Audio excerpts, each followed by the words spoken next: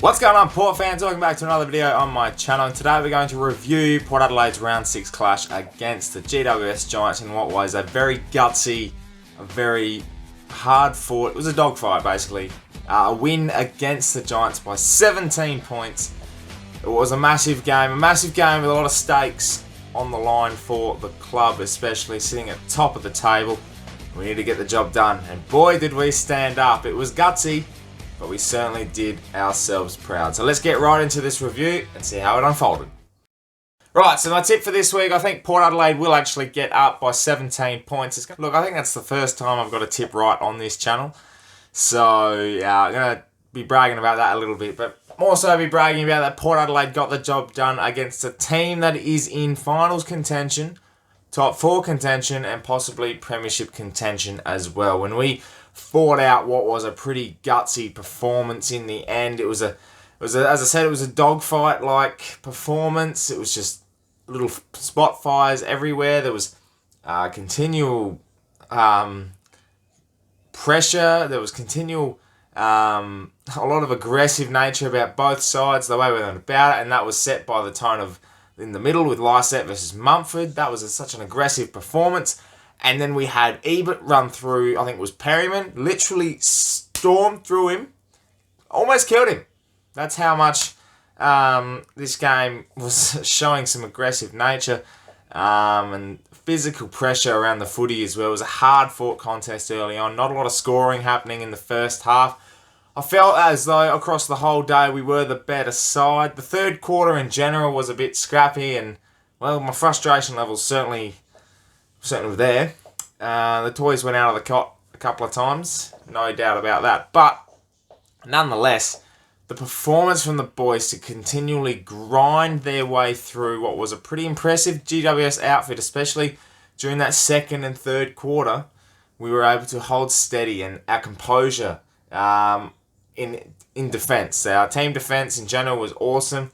Our defensive unit, the back six, McKenzie, Cleary, Jonas, DBJ, Burton, back, Hartlett was good. That grit that we had down there that set the tone for the rest of the team to do so further up the ground. The midfield was pretty good. Lysette was awesome against Mumford in the ruck. I felt, even though he was manhandled quite a bit, I felt that he was able to control the contest a little bit more, help us get those inside 50s through the clearances that we got. I'm not quite sure what the numbers were in the end, but our performance through the middle was good.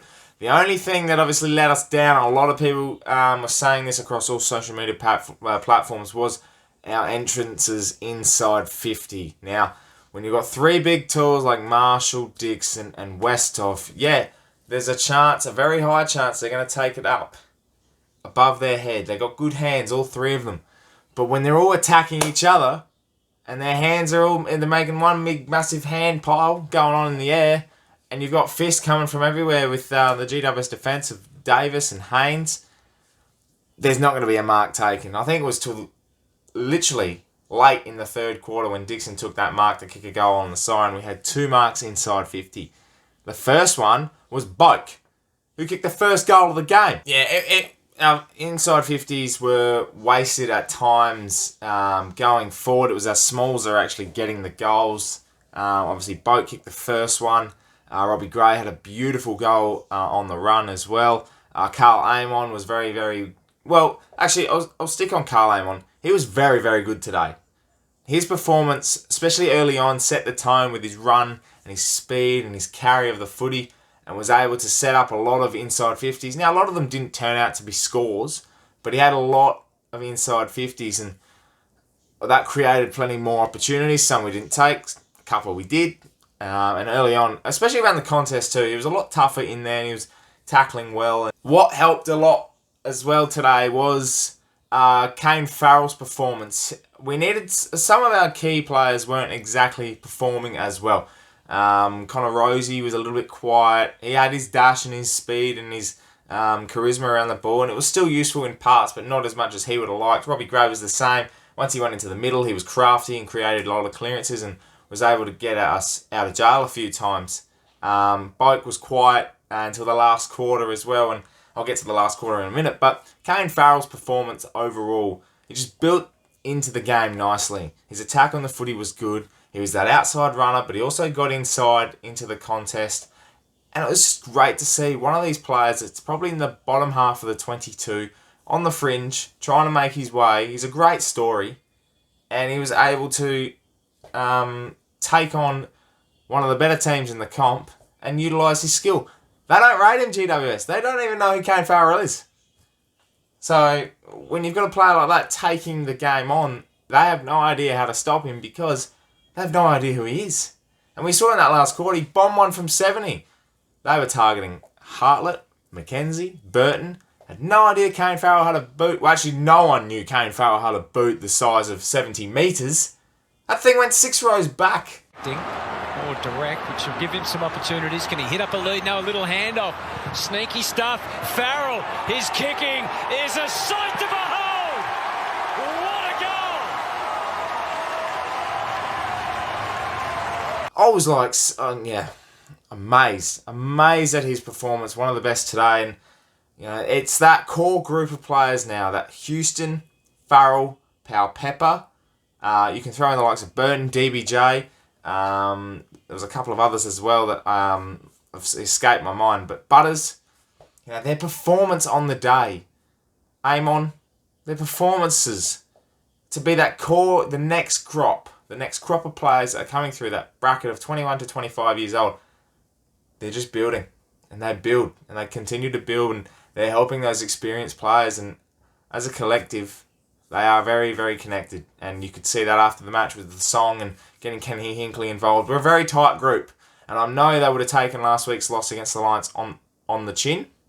And now they come out and perform like that is exceptional. I did catch Kenny Hinkley's press conference after the game. He did state that overall he thought our team was better. GWS did have a patch during that second and third quarter, as I stated before, where they were able to continually move the ball from our defensive attacking 50 quite freely. And it was the composure of our defence, the back six, that was able to hold them up. But essentially, there was a couple of instances. Now, I want to get into this. The umpiring. Now, I'm not one to criticise umpiring, win or loss. I like to look at our performance in general. But if you want to criticise the umpiring performance as a team, even the boundary umpires deserve to be dropped this week. That throw-in they had in I think the third quarter, that fell 10 metres short, that's under 8 stuff. You don't see that often. And he got a recall. The umpiring as a whole today was frustrating. Like, Nichols, get off, retire, get out of the game. You're a shocking umpire. Some of the calls today, the 50-metre advantage when everyone stopped looking at him, and he calls play on because one bloke's ran off, a GWS player. And then you look at inside 50s, when Dixon was getting manhandled 6 or 7 times, Lysette in the ruck was smacked and bashed, and not an eyelid was raised. It's disappointing that our umpiring standards can't be lifted, and when you've got someone like Nichols umpiring, that's... I'm not going to cop that. I don't think any other fan of any team will cop that. So a lot has to be looked into the umpiring department, and I know there's a lot of talk about that, but it's the only thing that probably soured what was a fantastic win for the footy club. 17 points, an amazing day at Portricon. Our record is still held at Portricon. We haven't lost a game there yet, so... I've seen a few tweets of late. There's a nickname coming about. It's like the Portress, but it's the Portricon. And I rate that very highly. We haven't lost a game there yet since it was first unveiled all those years ago, and it's exceptional viewing. The ground wasn't holding up too nicely, though. A lot of the players were slipping over, but the way our team was able to handle the conditions, they were perfect conditions. But we were able to run away with it in that last quarter after catching a 6 a.m. flight this morning to get to the game. I thought we were done. I thought we were cooked. And to perform like that and continually attack the footy and run away with a game that maybe we wouldn't have won a couple of years ago. That's up here. And we're mentally strong at the moment. Yeah, last week's game against the Lions was a little bit disappointing. But now we're 5-1, sitting a game clear on top of the ladder. And with a performance like today, with Carlton next week, we're full of confidence right now. And this is the part of the season that we're make or break. And this is huge. Huge for Port Adelaide. Well, Paul fans, that is my review of round 6, Port Adelaide versus GWS. Let me know in the comments below what you thought of the game and who are some of your best players of the day. This is our best start to a season since 2014. 5-1, sitting a game clear on top of the ladder with Carlton next week. Going to be a huge game again next Sunday. But I tell you what, if we play anything like we did in terms of our effort and our grit and our will to win the ball today, then no doubt I think we'll take it up to Carlton again and have another good performance. Make sure you subscribe to the channel if you're new for plenty more Port Adelaide and AFL content coming your way across this very different season. But so far, different is good because Port Adelaide is sitting at the top of the ladder. My name is Anthony, and as always, ThePear.